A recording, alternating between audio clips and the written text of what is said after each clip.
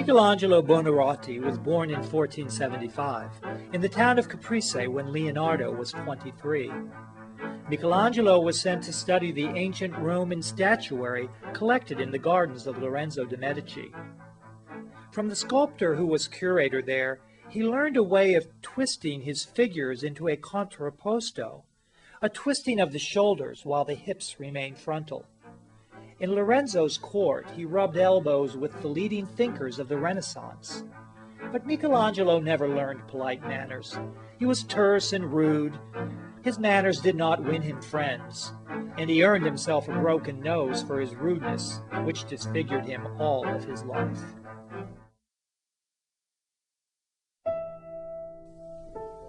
Michelangelo created his first great marble sculpture while in Rome, the Pietà. It is today in St. Peter's Cathedral. It is a single figure of Mary grieving over her dead son Christ. Christ is limp in death on her knees. The sadness portrayed is beyond words.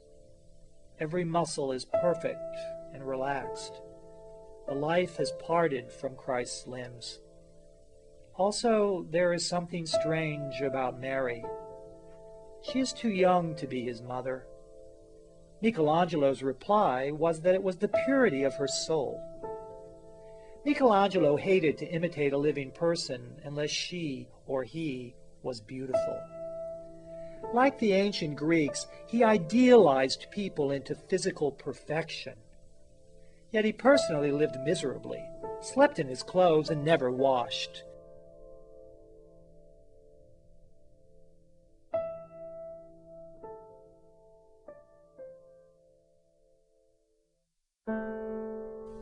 In the workshop of the Florence Cathedral was a massive block of marble. They nicknamed it the Giant. For 50 years no artist dared to tackle it. From its slimness he knew it should contain an adolescent, not quite filled out as yet.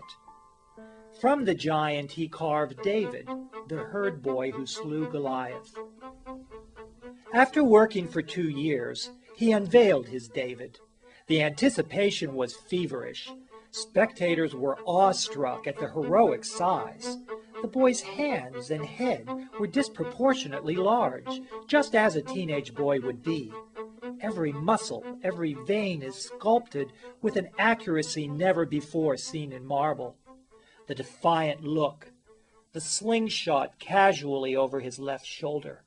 He represents youth defiant and so self-assured that he can do whatever he sets himself out to do. The human figure was almost exclusively Michelangelo's sole passion. He studied his predecessors, Giotto, Leonardo, Mantegna. He even dissected corpses. With the human figure, especially in sculpture, which he preferred to painting, he expressed all that he felt. He said that a relief is even more expressive than painting, so that when he painted his Tondo, which is a circular picture of the Holy Family, it looked like a relief. The figures are nearly three-dimensional. They are sculptural, and they are more heroic than tender. Pope Julius II summoned Michelangelo to Rome to make a tomb for him in marble.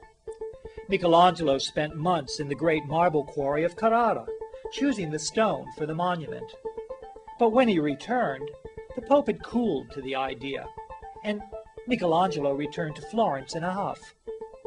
Julius demanded that he return. Michelangelo refused, and the city of Florence refused to give him up. Julius threatened to excommunicate the whole city. The two great powers in Italy were on the verge of war over an artist.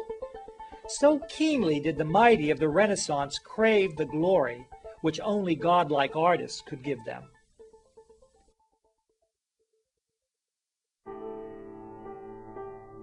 Eventually, Michelangelo did return to Rome, and he was told to paint in fresco the ceiling of the Sistine Chapel. For 4 years he lay on his back, painting into wet plaster. When at last it was ready and the fresco was dry, the Romans came in droves to see the most stupendous pictorial ever created, like a giant comic book. The Sistine Chapel ceiling covers 10,000 square feet of plaster.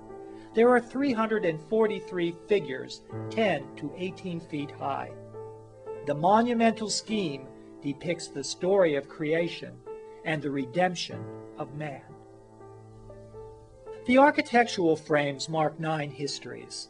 Number 1, the origin of the world, separation of light from darkness, creation of the sun and the moon, separation of the earth and water.